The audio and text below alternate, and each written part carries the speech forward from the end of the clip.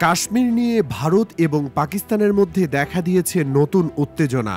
গত ৫ ফেব্রুয়ারি কাশ্মীর সংহতি দিবসে পাকিস্তানের দুটি বিচ্ছিন্নতাবাদী দলের সাথে এক মঞ্চে দেখা গেছে ফিলিস্তিনের স্বাধীনতাকামী সংগঠনকে। এমনটাই জানিয়েছে Hindustan Times, India today, Times of India সহ একাধিক ভারতীয় সংবাদ মাধ্যম। আর এ নিয়েই আতঙ্ক দেখা দিয়েছে নরেন্দ্র মোদীর সরকারে। তবে কি কাশ্মীরের স্বাধীনতার জন্য লড়বে ফিলিস্তিনিদের স্বাধীনতাকামী সংগঠন?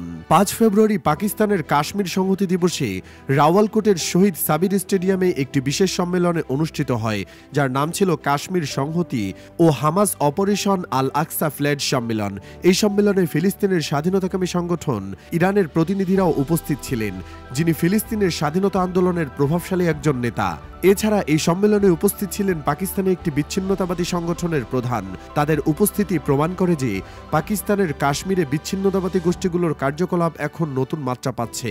তাদের এই উপস্থিতি শুধুমাত্র একটি বিচ্ছিন্ন ঘটনা নয়, বরং এটি দক্ষিণ এশিয়াতে তাদের প্রভাব বিস্তারের একটি পরিকল্পনার অংশ হতে পারে। পাকিস্তান এবং ফিলিস্তিনিদের মধ্যে সম্পর্কের গভীরতার পাশাপাশি এই ইঙ্গিত আরও শক্তিশালী হচ্ছে যে ফিলিস্তিনের স্বাধীনতাকামী সংগঠনের দৃষ্টি এখন দক্ষিণ এশিয়ার দিকে। কাশ্মীরের পরিস্থিতি এমনিতেই উত্তপ্ত। এর মাঝে ফিলিস্তিনের স্বাধীনতাকামী সংগঠনের কার্যক্রম শুরু হওয়ায় ভারতীয় নিরাপত্তা বাহিনীর জন্য আরও কঠিন চ্যালেঞ্জ তৈরি হয়েছে। বিষয়টি নিয়ে চিন্তায় পড়ে গেছেন ভারতীয়রা।